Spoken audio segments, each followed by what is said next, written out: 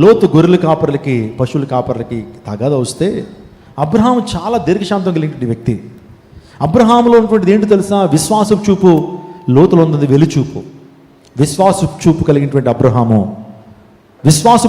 అబ్రహాము ఆ సమస్యను ఇట్టే పరిష్కరించాడు. ఆ సమస్యను చాలా స్మార్ట్గా పరిష్కరించాడు. ఈరోజు దీర్ఘశాంతం కలిగినటువంటి వారు పైకి చూడడానికి చేతకాని వారుగా ఉంటారు. దీర్ఘశాంతం కలిగినటువంటి వారు పైకి చూడడానికి వీళ్ళకేమీ చేతరాదనుకుంటారు, కానీ అంతిమంగా విజయం సాధించేది అదే వాళ్ళే. ఈ యొక్క కోపాన్ని ప్రదర్శించేటువంటి వారు జీవితంలో విజయాన్ని సాధించలేరు. రోషంతో ఉంటారు, పౌరుషంతో ఉంటారు, కానీ వాళ్ళు తీసుకున్న తప్పుడు నిర్ణయాల ద్వారా వారి యొక్క జీవితం పాడైపోతాయి. ఈ రోజున నీ యొక్క స్మార్ట్నెస్ అనేది దీర్ఘశాంతంలో ఉంటుంది. ఎంత బ్యాలెన్స్డ్గా ఉంటావో అంత నువ్వు జ్ఞానయుక్తమైన నిర్ణయాలను తీసుకోగలుగుతావు, దేవునికి మహిమను తీసుకురాగలుగుతావు. దేవుడు అంటున్నాడు, దీర్ఘశాంతాన్ని ఏం చేయండి? ధరించండి. శత్రువును కూడా ప్రేమించండి, శత్రువు కోసం ప్రార్థన చేయండి. మన ప్రభువైన యేసుక్రీస్తు ప్రభువు దీర్ఘశాంతం కలిగినటువంటి వాడు తన దీర్ఘశాంతాన్ని మన పట్ల కూడా ఏం చేస్తున్నాడు? ఆయన కనుపరుస్తున్నాడు. ఆయన ప్రభువైన యేసుక్రీస్తు ప్రభువు వారు ఆయన సృష్టికర్త అయినప్పటికీ సమస్త మానవాళిని మనం రక్షించడానికి ఈ లోకానికి వచ్చినప్పుడు యావత్ బాధను అనుభవించాడు. మనిషి పడుతున్న యావత్ బాధను అనుభవించాడు. యేసు ప్రభు వారిని బెత్తాలతో కొట్టారు, యేసు ప్రభు వారిని కొరడాలతో కొట్టారు. యేసుక్రీస్తు ప్రభు వారిని వివస్తులను చేసి రోడ్ల మీద ఈడ్చుకుంటూ వెళ్తూ ఉన్నారు. యేసుక్రీస్తు ప్రభువును వదకు తేబడిన గొర్రె పిల్లగా ప్రభు వారు మార్చబడ్డారు. ఆయన ముఖం మీద అనేక మంది కాండ్యం చుమ్మి వేస్తున్నారు. అయినా సరే ఆయనలో కోపం రావట్లా. అయినా సరే వారిని క్షమించాలనే మనసే. దీర్ఘశాంతం నింపబడినటువంటి యేసుక్రీస్తు ప్రభు వారు, తండ్రి వీరేం చేస్తున్నారు వీరికి తెలియదు కనుక వీరిని క్షమించండి. ఆ క్షమాపణ, ఆ దీర్ఘశాంతమే ప్రపంచాన్ని ప్రమాదం చేయగలిగాడు యేసు ప్రభు వారు. ఆయన ఒక పాట రాయలేదు, ఒక యూనివర్సిటీ ప్రారంభించలేదు. నిజంగా మాటలు చెప్పాలంటే ఆయన ఒక పోయంని ఆయన రాయలేదు, ఒక పుస్తకాన్ని ఆయన రాయలేదు, లేకపోతే కాలేజీని ఆయన ప్రారంభించలేదు. కానీ ఆయన ప్రపంచాన్ని ప్రభావితం చేసిన మొదటి వ్యక్తిగా ప్రపంచంలో పేరు తెచ్చుకున్నాడు. సో 1994లో ప్రపంచవ్యాప్తంగా చాలామంది ఎక్స్పర్ట్స్ అందరూ కూర్చుని ఇప్పటి వరకు ప్రపంచాన్ని ప్రభావితం చేసిన గొప్ప వ్యక్తుల జాబితాను రిలీజ్ చేశారు. అందులో ప్రాముఖ్యంగా ఈ ప్రపంచంలో అనేక మంది వ్యక్తులని ప్రభావితం చేసి ఇన్ఫ్లుయెన్స్ చేసిన పీపుల్ని రిలీజ్ చేస్తే అందులో ఆల్బర్ట్ ఐన్స్టీన్ అనేటువంటి వ్యక్తి యొక్క పేరు వచ్చింది, అలెగ్జాండర్ ది గ్రేట్ పేరు వచ్చింది, నెపోలియన్ బోనాపార్ట్ అనేటువంటి వ్యక్తి యొక్క పేరు వచ్చింది, ఆ తర్వాత జూలియస్ సీజర్ అనేటువంటి వ్యక్తి పేరుని రాసుకుంటూ వచ్చారు. సో ఇలా హైరార్కీ ఇస్తూ మొదటిది మాత్రం అలా ఉంచేశారు. సో ఎవరికి ఇవ్వాలి మొదటి ప్లేస్? ఈ ప్రపంచాన్ని నిజంగా ప్రభావితం చేసినటువంటి మొహమ్మద్ ప్రవక్త కూడా ఒకటిగా వారు రాసుకుంటూ వచ్చారు. ఆ తర్వాత సైంటిస్టులు, హిస్టారియన్స్ వీళ్ళందరూ కూడా రాసుకుంటూ వచ్చి మొదటి స్థానాన్ని ఎవరికి ఇవ్వాలని తర్జన పడుతుంటే యునానిమస్గా అందరూ మొదటి స్థానాన్ని ఇచ్చింది ఎవరికి తెలుసండి? మన ప్రభువును రక్షకుడు యేసుక్రీస్తు ప్రభు వారు. హల్లెలూయా. కావాలంటే మీరు చరిత్ర చదవండి. యేసుక్రీస్తు ప్రభు వారు ప్రభావితం చేసినట్లుగా ప్రపంచంలో ఏ వ్యక్తి ప్రజలను ప్రభావితం చేయలేకపోయాడు. ఇప్పటికీ కూడా ఆయన కేవలం 3.5 సంవత్సరాలు మాత్రమే ఆయన మిషన్, ఆయన చేసిన పరిచర్య ఎంతకాలం? 3.5 సంవత్సరాలు. కానీ ఆయన ఆరాధికులు ఎంతమంది ఉన్నారు ప్రపంచవ్యాప్తంగా? ఆయన వెంబడించేటువంటి ఎంతమంది ఉన్నారు ప్రపంచవ్యాప్తంగా? జనాభాలో సగానికి సగం పైగా ఈరోజు క్రీస్తు అభిమానులే, క్రీస్తు ఆరాధికులే. హల్లెలూయా. వెరీ ఆర్డినరీ లైఫ్ లీడ్ చేశాడు ఆయన. నిజంగా ఒక కత్తి పట్టలేదు, ఒక గద పట్టలేదు, గుర్రం మీద ఆయన ప్రయాణం చేయలేదు. అతి సాధారణమైన జీవితాన్ని జీవించాడు. దీర్ఘశాంతాన్ని వహించాడు, సాత్వికాన్ని ధరించాడు. సాత్వికుల ధన్యులు వారు భూలోకాన్ని స్వతంత్రించుకుంటారు. అదే గాంధీ కాపీ కొట్టారు. మన మహాత్మా గాంధీ అదే కొండ మీద ప్రసంగాన్ని కాపీ కొట్టి ఆయన అదే అహింస అనే సిద్ధాంతం, నాన్ వైలెన్స్ అనే సిద్ధాంతాన్ని ప్రవేశపెట్టింది ఎవరి ఇన్ఫ్లుయెన్స్ ద్వారా తెలుసా? యేసుక్రీస్తు ప్రభు బోధల ద్వారానే మహాత్మా గాంధీ నాన్ వైలెన్స్, అహింస అనేటువంటి సిద్ధాంతం. సో ఆ సిద్ధాంతం ద్వారానే బ్రిటిష్ వారిపై సో మనకు స్వతంత్రం రావడానికి అది మేలైంది. నా ప్రతివచనాగమా దీర్ఘశాంతం. నేను చివరిగా చెప్పి ముగిస్తాను. చాలామంది కుటుంబాల్లో దీర్ఘశాంతం లేదు. భర్తలకు దీర్ఘశాంతం లేదు, భార్యకి దీర్ఘశాంతం లేదు. ఒకరిని ఏదన్నా మాట అంటే మరొకళ్ళు ఒక మాటకి 10 మాట అనాలా. అలా గొడవలు పెంచుకుంటూ హృదయాలన్నీ కూడా కలవరపరుచుకుంటూ విడాకుల దాకా వెళ్ళిపోతూ హృదయాలన్నీ కూడా ఆ మనస్పర్ధలతో నింపబడి కుటుంబాన్ని చిన్నాభిన్నం చేసుకుంటూ బిడ్డలను కూడా అనాథలుగా చేస్తున్నవారు చాలామంది లేకపోలేదు. ఎవరు ఆ దీర్ఘశాంతం లేకపోవడం వల్లనే అనేక మంది స్త్రీలు ఆత్మహత్యలు చేసుకుంటున్నారు. చాలామంది క్షణిక ఆవేశాలు, చిన్న కారణాలకి ఆత్మహత్యలు చేసుకున్న క్షణికావేశాలు అవన్నీ కూడా దీర్ఘశాంతం లేదు, సాత్వికం లేదు. నన్ను అంటారా, నా అమ్మని అంటారా, నా నాన్న అంటారా అని చెప్పి ఏమండి ఆ ఇద్దరి మధ్య భయంకరమైన గొడవలు. వాళ్ళిద్దరు కూడా ఇండియా పాకిస్తాన్ యుద్ధంలో ఇద్దరి మధ్య ఆ గొడవలు ఉంటుంటాయి. నా ప్రదేశనాగమా దీర్ఘశాంతాన్ని ధరించండి, దీర్ఘశాంతాన్ని కలిగి ఉండండి. ఆ దీర్ఘశాంతం మీకు మెప్పునిస్తుంది. దీర్ఘశాంతం కలిగి ఉండటం ద్వారా మీకు ఆశీర్వాదం. ప్రభువైన యేసుక్రీస్తు ప్రభు యొక్క గొప్ప విర్చ్యు అదే దీర్ఘశాంతాన్ని కలిగి ఉండండి. కయ్యను అనేటువంటి వ్యక్తి ఉన్నాడు. ఆదాముకు పుట్టినటువంటి ఇద్దరు కుమారులు కయ్యను, హేబేలు. వాస్తవానికి కయ్యను అర్పణ తీసుకొచ్చాడు ప్రభువుకి. అంటే అర్పణలు ఇచ్చేవి ఎప్పటి నుంచి ఉన్నాయి? మీరు అనుకుంటున్నారు ఇప్పుడే మేము అర్పణలు అర్పిస్తున్నామని. క్రొత్త నిబంధన భక్తులుగా మేము అర్పణలు అర్పిస్తున్నాం. కానీ పాత నిబంధన నుంచి కూడా దేవునికి అర్పణలు అర్పించేటువంటి అలవాటు, ఆ విధానం ఉంది.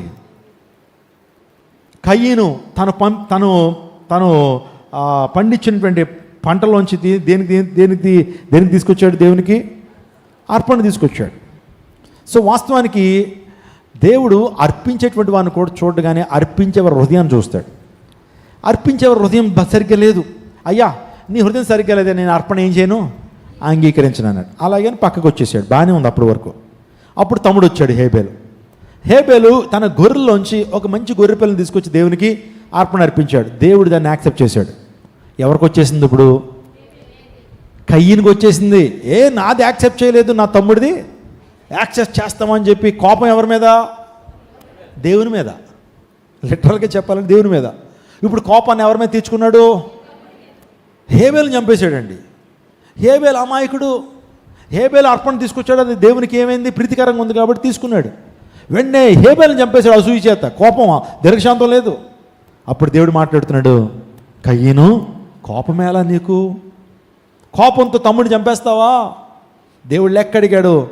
నేనెక్కడని బొంకి ఉంటాడు. అప్పుడు దేవుడు అంటున్నాడు, హేబేలు రక్తం నేల నుంచి ఏం చేసింది? మొరపెట్టింది. అయ్యా నీకు తెలుసా రక్తం మొరపెడతా? తెలుసా నీకు? రక్తం మొరపెడతా, జాగ్రత్త. రక్తం మొరపెడుతుంది.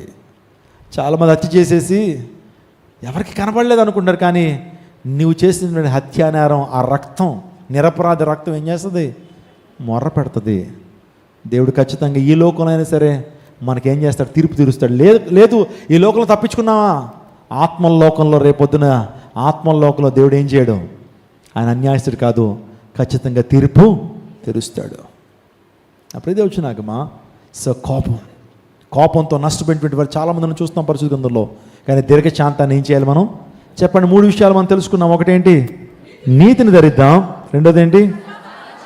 సర్వాంగ కవచాన్ని ధరిద్దాం. మూడోది దీర్ఘశాంతం ధరిద్దాం. చివరిగా ప్రేమను ధరిద్దాం. స్తోత్రం చెప్పండి. ప్రేమను ధరిద్దాం. ప్రేమ గురించి చాలా విషయాలు ఉన్నాయి. సో దేవుని లేఖనం చెప్తా ఉంది. కొలస్సీలు రాసిన పత్రిక 3:14. కొలస్సీలు రాసిన పత్రిక 3:14 త్వరగా చదవండి. వీటన్నిటిపైన పరిపూర్ణతకు అనుకూలమైన ప్రేమను ధరించుకోండి. అందరి మాట ప్రేమను ధరించుకోండి. పగ కలహం రేపుతుంది. ప్రేమ దోషములు ఏం చేస్తుంది? కప్పుతుంది. పగ ఏం చేస్తుందంటే ద్వేషాన్ని, కలహాన్ని రేపుతుంది. కానీ ప్రేమ ఏం చేస్తుంది? దోషాలను కప్పుతుంది. నీ భర్తలో దోషాలు ఉన్నాయా? బలహీనతలు ఉన్నాయా? కానీ నువ్వు చూపించే ప్రేమ ఆ భర్తలో ఉన్నటువంటి దోషాలను ఏం చేస్తుంది? కప్పుతుంది. ఒక వ్యక్తిని ప్రేమిస్తున్నట్లయితే ఆ వ్యక్తి యొక్క దోషాలను ఏం చేస్తాం? కప్పేస్తాం. మన బిడ్డలు మనకి ఇష్టం కాబట్టి, వారి మీద ప్రేమ ఉంటుంది కాబట్టి, మన బిడ్డలు తప్పు చేసినా మా వాడు మంచోడండి, ఏం తప్పు చేయలేదు అంటాం. ఇంటికి అనేక మంది వస్తే బిడ్డను దాచేస్తాం. ఎందుకో తెలుసా? మావాడు ఏంటి అలా చేయలేదు, మావాడు అలా చేయడు అని చెప్పి మనోడు తప్పు చేశాడని చెప్పినా సరే ప్రేమ ఏం చేస్తుంది అంటే దోషాలను ఏం చేస్తుంది? కప్పేస్తుంది. కాబట్టి ప్రేమను ధరించుకోండి. నిజంగా దావీదు ఎంత ప్రేమ కలిగినటువంటి వ్యక్తో ఒక చిన్న ఉదాహరణ చెప్తాను. దావీదును చంపడానికి సౌలు నిత్యము ప్రయత్నం చేస్తున్నాడు. ఎందుకంటే దావీదు మీద విషపు చూపు నిలిపాడు సౌలు. దావీదు సౌలుకి అపకారం చేయలేదు, ఎంతో మేలు చేశాడు. గొలియాతును చంపి సౌలును బతికింపజేశాడు. ఎవరో?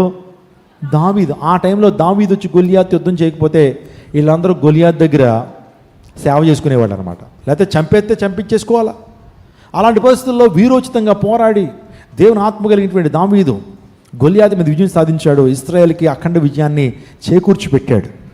అప్పుడు ఏమనాలి? దావీదు, నేను చేయలేని పని నువ్వు చేసావయ్యా, నువ్వు చాలా మంచోడు అయ్యా అని చెప్పి పొగడాల్సినటువంటి వాడు, ఎప్రిషియేట్ చేయాల్సినటువంటి వాడు, తన పక్షాన ఉండాల్సినటువంటి వాడు విషపు చూపు నిలిపాడు. ప్రజలందరూ దావీద్ అంటారేంటి, సౌలు అనరా? దావీదుకి 10,000 చేయాలి, సౌలుకి 1000 చేయాలనా అని ప్రజల మీద కోపం ఎవరి మీద తెచ్చుకుంటున్నాడు? దావీదు మీద తెచ్చుకుని చంపేద్దామని చూశాడండి. ఆ చంపేద్దాం అనే ప్రక్రియలో కూతుర్నిచ్చి కూడా పెళ్లి చేసేసాడు. కూతుర్నిచ్చి పెళ్లి చేస్తే అల్లుడు దొరికేస్తాడు, అందులో పెట్టి చంపేద్దామని మీకాల్నిచ్చి పెళ్లి చేశాడు.